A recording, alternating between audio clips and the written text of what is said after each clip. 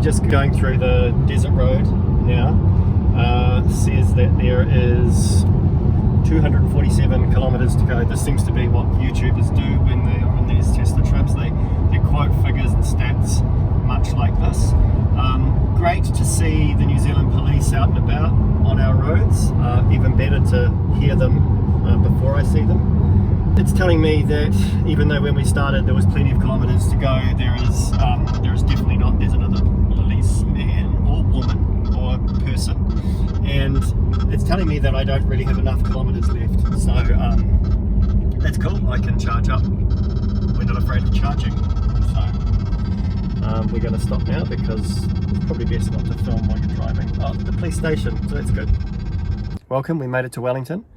698 kilometers we have traveled, and one stopover in Lake Taupo, and so we've come from Taupo directly to here. We're at our friend's place for the night.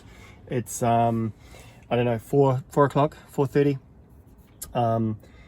Easy drive. Did get a little bit tiring at one point. Probably didn't have to, but chose to top up at a couple of ChargeNet stations. One you've just seen, and another one as well. That was just to give us a little bit more kilometers, and I'm going to have to put a few more kilometers into the battery before we leave tomorrow morning really early for the ferry crossing, because I'm just not quite sure what the situation's going to be like over in Picton and Blenheim, and we're meeting friends in Blenheim and blah blah blah. So I you know, the more charge the better, I think, on these trips, because especially when the way that I drive. But I wanted to show you what the New Zealand cars come with, because I feel like that this was stuff that there was stuff that it came with that I didn't know about and I didn't find out about. And so let's go out of the car and have a quick look at that. And spoiler alert, could be a small unboxing preview. So I'm just going to flip the camera around now, and you can see here my feeble attempts to plug the supplied Tesla charger into regular power is completely ridiculous, because it says it's going to take something like 24 hours to you know, put like 200 kilometers on. So clearly that's not going to happen. I'll go and find a charge station that charges properly. This is the box that comes with the New Zealand cars, maybe the Australian ones, I guess. So, and I'm sure you've seen these on YouTube, so I don't have to probably go through all the detail and show you everything. So there is a user manual for this thing. I'm not going to open that, but it's a ginormous big bad boy. It's got all the wall brackets, so that will be going into the house, and we have 3-phase, so that will be going onto a 3-phase for the heck of it. This here is, it says, I know how you guys love this sort of detail. It's the New Zealand, Australian, Great British, English, I don't know, version of the Dudaki. Comes with the, I think that's 30 amp socket. Also comes with the normal 10 amp, I suppose, socket version. This is the paperwork that you get, which is really nothing. In fact, I know there's no paperwork. It's just an ad for Powerball. I've also taken out the mat from the back seat just to show you what comes with the performance model. It's just looks like a completely unbranded mat from what I can tell. You know, it's just your regular, what is that? Probably wool, I don't know, vegan wool.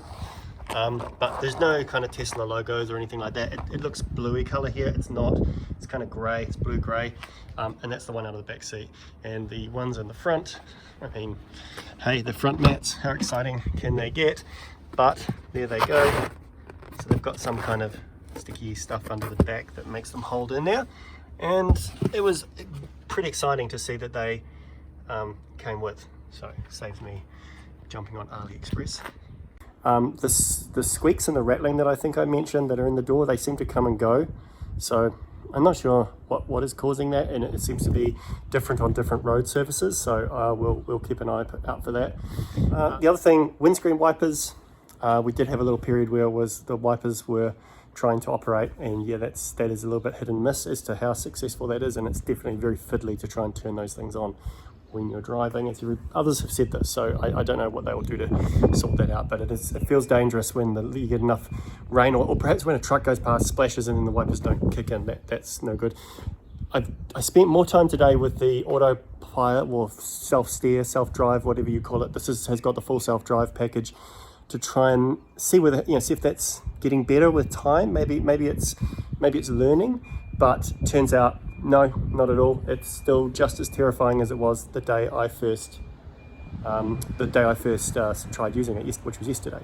So I think that's a work in progress, perhaps. And excited to see how that progresses.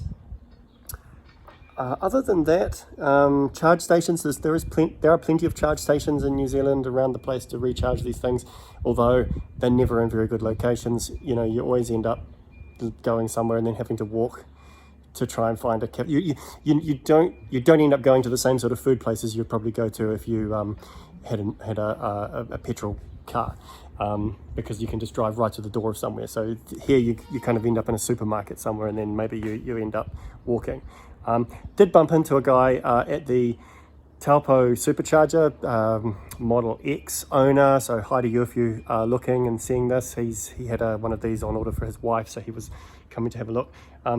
Definitely a strange kind of Tesla kind of Kool-Aid vibe about people that hang around the superchargers, myself included here, so that's something to watch out for. I mean, heck, I'm wearing the cap and the t-shirt and have the lunchbox and drink bottle and everything, so I can't talk, but it's just something to watch for, so be very careful. You can't kind of stealth go into these places and expect not to be spotted or called out. First thing tomorrow morning we get on that ferry, and and that's probably when you'll next see me. Here we are on the ferry. It's pretty cold, windy out here, so I'll keep this brief.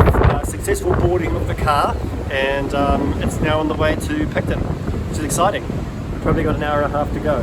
We are parked next to some pretty dodgy looking trucks, so I'm not super comfortable just sitting upstairs waiting, just checking my insurance policy, reading it over, some of that fine print, and hopefully the car is all good when we get out, and if not, there's a really long wait to get a new one, I hear.